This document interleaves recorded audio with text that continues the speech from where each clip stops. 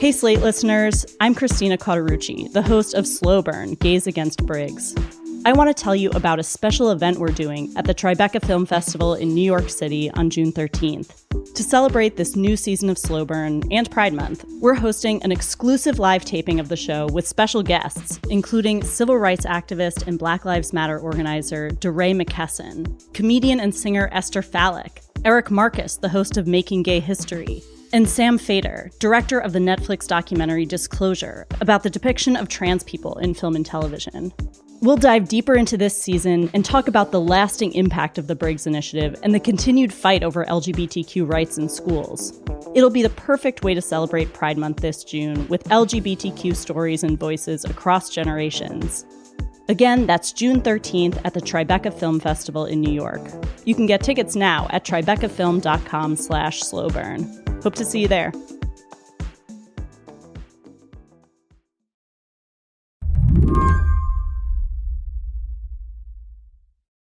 During the pandemic, we all got a tough lesson on chips, not the tortilla kind, the silicon ones that act as the brains for most of the tech we use. Chips are manufactured almost entirely overseas, and for a while there, we couldn't get our hands on them. The pandemic exposed these fractures in the supply chain. It meant that people couldn't buy their Ford truck because it didn't have a chip for the windshield wiper.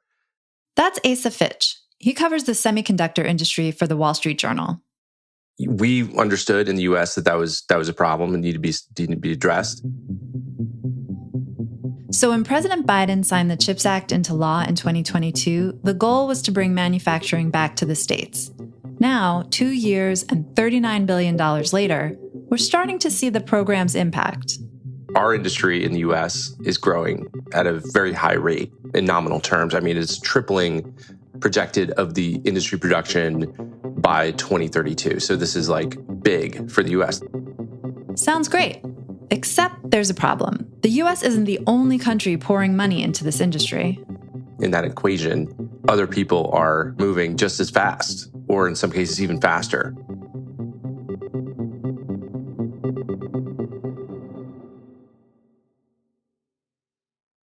Heavyweights like Taiwan, South Korea, and Japan are already miles ahead of everyone else when it comes to manufacturing chips. They're also investing heavily into their own industries.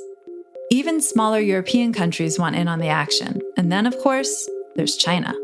They're doing whatever they can to shore up domestic chip production. It's certainly like the race to the moon in terms of developing the latest and greatest chip technology. We're moving forward with a new kind of program for, of grants and incentives for the chip industry that many politicians say is indispensable. We can't not do this effectively because chips are so important to our national security, to securing supply chains, to just, making sure that the U.S. Stays ahead of its adversaries, particularly China, in a technology that's might determine who has the best military or, who's best at cyber warfare and things like that. So it's seen as increasingly important. High stakes. It's not just about windshield wipers. It's not.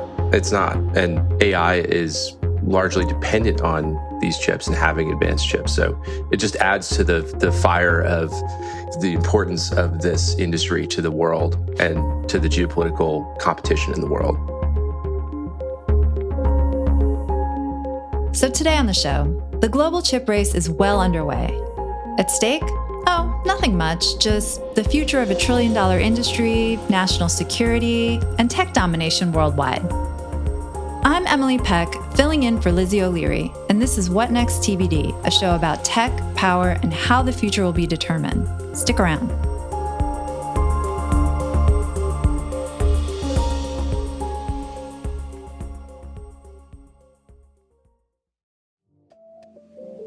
Reboot your credit card with Apple Card, the only credit card designed for iPhone. It gives you up to 3% daily cash back on every purchase. It's real cash that never expires or loses value. Apply for Apple Card in the Wallet app on iPhone. Apple Card issued by Goldman Sachs Bank USA, Salt Lake City branch, subject to credit approval. Daily cash is available via Apple Cash Card issued by Green Dot Bank, member FDIC, or as a statement credit. Terms and more at applecard.com. Reboot your credit card with Apple Card, the only credit card designed for iPhone. It gives you up to 3% daily cash back on every purchase. It's real cash that never expires or loses value. Apply for Apple Card in the Wallet app on iPhone. Apple Card issued by Goldman Sachs Bank USA, Salt Lake City branch, subject to credit approval. Daily cash is available via Apple Cash Card issued by Green Dot Bank, member FDIC, or as a statement credit. Terms and more at applecard.com. So where does the U.S. stand right now when it comes to global chip production? So the U.S. is pretty much behind everybody else who makes a lot of chips. The U.S. has roughly these days, it's estimated something like 10, 11% of global production of chips. The big chip-making countries are China and Japan and South Korea, and especially Taiwan, which has really grown its industry from, very small a few decades ago to effectively the leading industry in the world today. Back in the day, most companies would both design and manufacture their own chips. But in the 90s, chip makers started outsourcing manufacturing predominantly to Taiwan and South Korea because it was cheaper. Companies in the US like AI powerhouse NVIDIA, they focused on designing the most advanced chips. A decade or 2 decades or 3 decades ago, you look around the world and you see that, there are all these incentives to do it in Singapore, let's just say, or there are all these incentives to do it in China maybe, or something like that. And you kind of can't really justify doing it in the US in that world. I mean, this is a different world from today, prior to all the tensions with China and everything else. Right. And so they made those choices really because it made more sense to manufacture overseas. And that led to the flight of manufacturing to these other countries. You had, in the 90s, the US was at something like 38%, and it went down to 12% as of 2020. So it was a good business decision. And now the US is trying to kind of do what Taiwan did back then and lure the manufacturing back here with a bunch of money. Yeah, I mean, it's kind of the story of globalization, right? I mean, there was a period in the 90s and the 2000s, et cetera, where everybody wanted to go overseas and do more manufacturing and other things globally. Now we're kind of coming to see these critical industries through a national security lens. And there's a lot of people who believe that we can't, globalize anymore in the same way we used to. And that's kind of driving this in part, this effort to reshore the industry. And so we're doing what you're saying. We're basically trying to replicate how these countries in Eastern Asia incentivized their own industries years ago. We're trying to re-incentivize the U.S. industry at this point. What are some of the obstacles the U.S. is facing to reshoring chip manufacturing? One is simply, as people learned years ago, it is more costly. It tends to be more costly to operate in the U.S. So you got labor, construction costs. You have more unionization in the U.S., which, for some of these companies, from their viewpoint, that's just a cost, of doing business. Right. That they don't face in some of these other countries. So there are many dimensions along which this is more difficult to do in the U.S. And one of the reasonings behind the CHIPS Act, which provided all this grant money, was that we wanted to sort of level the playing field so that the cost of doing this kind of thing in the U.S. would basically just be the same as it was everywhere else once you account for the incentives in the U.S. There are other challenges, though. I mean, there are extensive environmental reviews required for big projects funded with federal money, and those things can take years. So that kind of regulation is something that doesn't exist in other countries, and people in the political sphere here in the U.S. are trying to address that too and help these chip makers move a little faster and be more competitive with these other countries overseas. But it's not just a matter of cost. Take, for example, TSMC, which is based in Taiwan, and Samsung, based in South Korea. They make some of the most advanced chips in the world, ones that simply cannot be made anywhere else. The US has lured both companies to start up plants here, but even with grants from the CHIPS Act, it's not so easy. It's partly a logistical issue. They have their manufacturing base in their home countries, and it's hard to just move that over to the US. It does kind of intersect with the politics of it, as you can probably imagine. The government of Taiwan or of South Korea might not want to see their national champion company go overseas and do their most advanced stuff there. So there's that element. The U.S. is also trying to limit where this technology winds up. The country has placed export controls on its chips to stop them from flowing into countries like Russia and China. But a Wall Street Journal report from this week found that Russian weapons being used in the Ukraine war were made with American chips. It speaks to the complexities of the industry itself. You have, companies like NVIDIA that's making very high-end advanced semiconductors for artificial intelligence, right? Those chips are under export controls. NVIDIA cannot send those chips its most advanced chips to China without first getting a license from the Department of Commerce. And that's largely an effective control because there's pretty easy, visibility on who NVIDIA's customers are. If NVIDIA proposes to send something to Tencent or Alibaba or whatever, some company in China, that could be caught by the Department of Commerce and they could say, no, we're not going to allow you to do this. And of course, NVIDIA wouldn't do it. They're not going to break the law. Mm-hmm.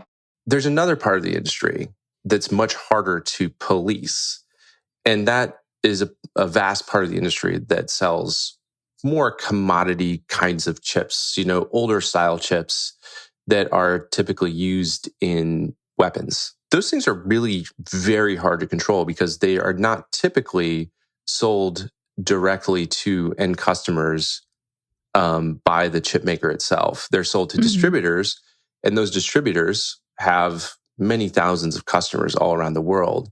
The customers of those distributors kind of see the distributor as like you and I might see Amazon.com.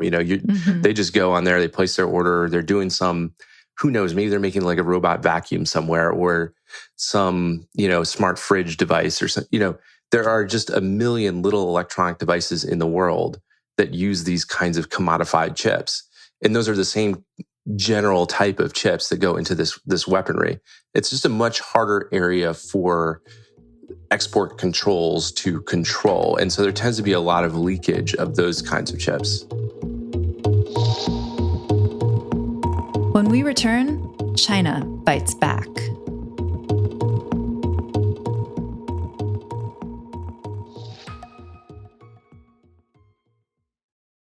How much do you think you're paying in subscriptions every month? The answer is probably more than you think. Over 74% of people have subscriptions they've forgotten about. Rocket Money is a personal finance app that finds and cancels your unwanted subscriptions, monitors your spending, and helps lower your bills so you can grow your savings. With Rocket Money, you'll have a clear view of your subscriptions, and if you see something you don't want, Rocket Money can help you cancel it with a few taps. They'll even try to negotiate lower bills for you by up to 20%. Just submit a picture of your bill, and they'll take care of the rest. Rocket Money has over 5 million users and has saved a total of $500 million in canceled subscriptions. Stop wasting money on things you don't use. Cancel your unwanted subscriptions by going to rocketmoney.com/helpmesave. That's rocketmoney.com/helpmesave. rocketmoney.com/helpmesave. Raise your hand if you are burnt out. If email is something that gives you like a shiver in your spine. You are not alone. I'm Shirley Leung, host of Say More from the Boston Globe. Our new series is Beating Burnout. We'll hear from Cal Newport, Krista Tibbett, and more. We'll talk about breaking bad habits and forming new ones. The cure for burnout is all of us caring for each other. Say More from the Boston Globe. Find us wherever you get your podcasts. If you want to understand what is happening in the United States right now, you really need to understand what's happening with the courts, the law, and the Supreme Court. The battle between democracy and whatever this cage match is that we're witnessing, it's going to be won and lost at the ballot box, but it's also going to be won and lost in the courtrooms. I'm Dahlia Lithwick. I host Slate's legal podcast Amicus, and we are doubling our output, bringing you weekly episodes from here on in, because how else can we keep an eye on the many trials of Donald Trump, the conservative legal movement's assaults on our rights, the Supreme Court's latest slate of environmental gutting, gun safety eviscerating cases on the docket. So follow Amicus wherever you get your podcasts. New episodes dropping every Saturday morning. I wanted to talk specifically or get into China because they've been working on an initiative called Delete A. I think A stands for America. It does, yeah. Can you tell me what's going on over there? So China is under a lot of pressure from the U.S. There have been export controls placed on its access to advanced AI chips and to chip-making equipment.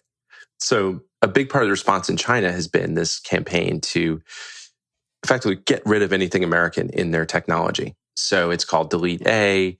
It goes by some other names. But the point is that they want to just take out anything American so they can do their own local development of things. And, they've been somewhat successful here and there. I mean, many of their companies that are making this equipment that you need to make chips have essentially advertised that this equipment uses mostly domestic parts or isn't sourcing anything from the U.S., so they can't affect our ability to produce this kind of stuff. And that's been the Chinese strategy. It's a big part of what they're doing to respond to this. Is it possible that they could actually become self-sufficient in chips, or are they facing kind of similar problems that the U.S. is facing? So the Chinese industry is really interesting. I mean, they have a large manufacturing base of older style chips. What's often called legacy node is the industry term, but it means basically older generations of chips that aren't on the cutting edge anymore. Mm-hmm. And China has a big industry of companies that produce those kinds of chips, and they're adding to that. They're growing that industry tremendously because there aren't really as many controls on their access to equipment used to make these older style chips. There just hasn't been as much concern over them. Their industry is sort of gravitating toward this older style chip production. But China is playing catch up. It is able to make some advanced chips through a company called SMIC or SMIC. It's an acronym for Semiconductor Manufacturing International Corporation that produces some pretty advanced chips. But if you talk to people in the industry, these pretty advanced chips are not really economical to produce. They're more like a demonstration piece to just show politically that this company in China can produce these things. It's sort of like if you're baking pies, but you're such a bad baker that you have to throw away 80% of the pie every time you bake a pie, selling those pies is not really that economical. It doesn't make much sense to make pies. But China's still making those pies because it wants to show that it can make advanced pies. It's so interesting because the U.S. wants more control over chip manufacturing, and in its push to do that, it's sort of pushed China to get better at chip manufacturing, which is sort of not, I think, in what the U.S. wants. It's a really complicated question because the controls that the U.S. has put on exports to China have been quite effective, really, at constraining the Chinese industry. I mean, China just recently announced a new round of funding for its government semiconductor fund of $48 billion. They're just throwing money at this industry because they realize how critical it is.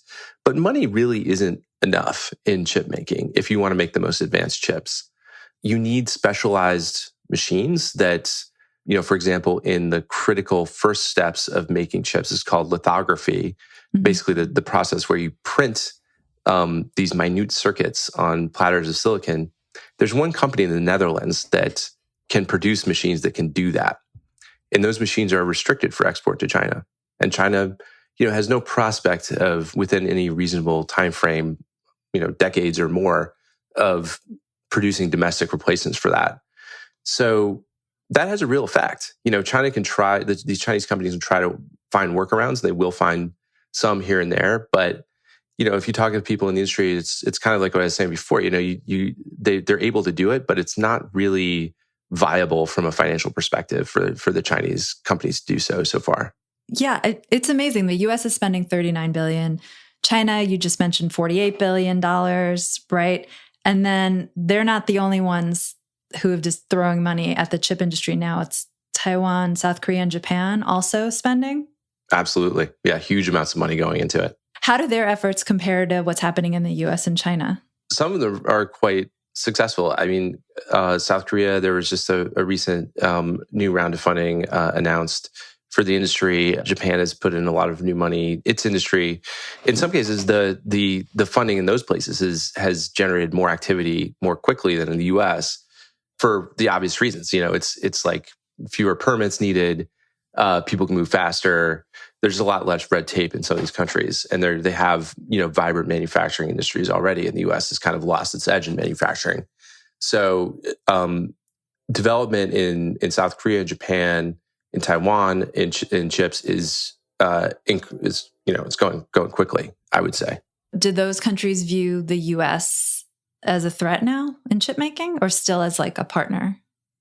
More of the latter, really. There is a rivalry for sure. The folks in South Korea, in Japan, and in Taiwan certainly don't want to see their industries eclipsed by the U.S. because it's the U.S. is funding it. At the same time, they're kind of on the same page. These are countries that are pretty close allies of each other, and you've seen Taiwan's TSMC is building a plant in the U.S. So Samsung in South Korea is building a plant in the U.S. They want to cooperate, in large part. And there's a little bit of, there's this decent amount of coordination between these countries in developing their industries. The U.S. has really focused its investments on this, cutting edge logic chips. There's been a lot of that focus also in Taiwan, but that's sort of traditional strength of Taiwan. In South Korea, they're really focused on memory chips. The same to a great degree in Japan. So people are kind of getting together and focusing on their strengths. The same goes for Europe. They're doing their own sort of funding of their industry. These countries are largely on the same page with where they want to go with their industries. One thing I was thinking and reading, one of the stories you guys had, it showed NVIDIA's market cap, and it eclipsed the value of all the other chip makers put together. What struck me in seeing that was like, none of this seems to really be about business at all, or profits or revenue, or what makes the most sense for the market. What are companies saying about that? Is there any pushback here on what the US is doing? Or is it more like, oh, free money, like, let's go, Some people are critical of the program because it is essentially handing large companies free money.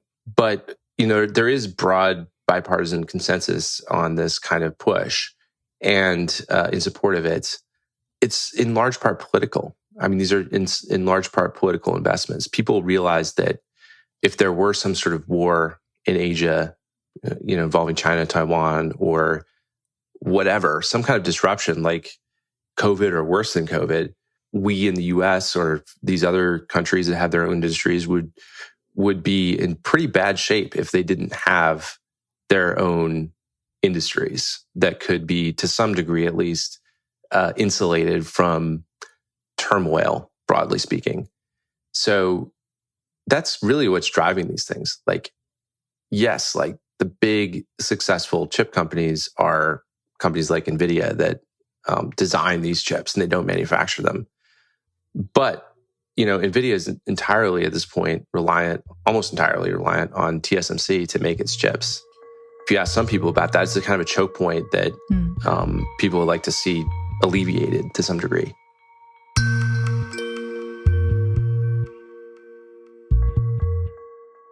Asa, thank you so much. Thanks a lot. Appreciate it. Asa Fitch is a reporter covering the semiconductor industry. And that's it for our show today. What Next TBD is produced by Evan Campbell, Patrick Fort, and Shayna Roth. Our show is edited by Paige Osborne. Alicia Montgomery is vice president of audio for Slate. And TBD is part of the larger What Next family. If you're a fan of the show, I have a request for you. Become a Slate Plus member. Just head on over to slate.com/whatnextplus to sign up. We'll be back Sunday with another episode. I'm Emily Peck, filling in for Lizzie O'Leary, and you can find me on Slate Money every Saturday. Thanks for listening.